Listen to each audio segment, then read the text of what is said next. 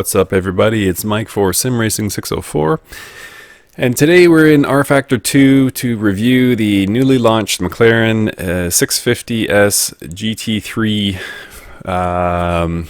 This is actually a kind of a controversial add-on for rFactor2 because it is a paid DLC. Normally for rFactor2 we add most of our content through the Steam Workshop, and it is free. This one is paid DLC and is timed not coincidentally with the launch of McLaren's World's Fastest Gamer incentive, actually program I should say. So what McLaren is actually doing is they're testing a whole bunch of gamers and putting them through the ringer for lap times, etc., to award a one-year contract to actually work with McLaren's Formula One team. Yes, imagine that, as their sim tester. So as they make adjustments, you would ideally be so good at sim racing that you could tell how the car is behaving differently on different tracks without them actually having to run laps. It costs Formula One teams about £1,000 per lap to run the car. So doing it in a sim is a whole lot better, but they need somebody who's wicked bad at sim games. So that's what they're doing, and so again, this is not a coincidence that this paid DLC has come along at this time. So focusing on the car itself, this is the first. You can either buy it as a single car, or you can buy the pack and get the car now, and there's 4 future GT3 cars to be launched in September. So if you pay for the pack, which I did, you just get the one car and then essentially 4 empty slots to be filled in the future. So it's, you know, it's also receiving a bit of controversy, not only because it's paid DLC, but because it's not cheap. I think I paid about $7 Canadian. I think it's $5 US, something like that. So more on the expensive side than we're used to, but still, in my opinion, not outrageous. Understandably, that's going to be out of some people's budget, considering they only paid $40 for the game, so or less probably at a Steam sale. But yeah, so a bit higher priced, and then is about 20 to 25 depending on where you are for the GT3 pack that I purchased. So thoughts on the car? It's really cool, really fun. Graphically, I mean, we're still talking rFactor2, so nothing's gonna blow your mind, but graphically I feel it's very tight. You'll see I've got a race coming up, and you'll see when I'm in traffic. Everything looks really good. Sound I thought was great. rFactor2 is not known for its sound, but I thought it was really fantastic in the McLaren. Physics, of course, what are we talking about here? It's rFactor2, of course it's going to be great, but it does, the car is a handful. It's a handful. There are certain mods you can add to rFactor where it just feels like you're dialed in and everything's tight. You move the wheel, it moves. It's a bit of a fight with the McLaren GT3, but I guess what you would expect with a car with a twin turbo V8 behind the under the hood, and not much weight behind it. So yeah, it's a great little mod. The only thing I would say is that it's probably not worth rushing out to buy this. If you really want to get into GT3 and rFactor2 right now, understandable, it is a lot of fun. However, one thing it's missing is when you get into a race, you're racing 100% McLaren until September. So probably not a day one buy for everyone. It wouldn't hurt you to hold out till September. I don't suspect there'll be a price increase or anything like that. So probably more worthwhile to hold out till September until you get the full 5 cars of the GT3 pack. And then you could enjoy some real races. I suspect you'd see a BMW, Audi, Mercedes, that kind of thing. And I don't quite know, maybe an Aston Martin or something like that for the 5th car. Who knows? But obviously it'll be all GT3 cars, so excited for that in September. So I'm going to jump into a race here very shortly. This is the McLaren 650S GT3 for rFactor2. Very cool mod. Like I say, it's a handful to drive, but it looks great, sounds great, and yeah, a lot of enjoyment. But again, not necessarily a rush out and buy it kind of thing, because you are only going to be racing McLaren against McLaren. You're more likely to get enjoyment out of it when there's a full field.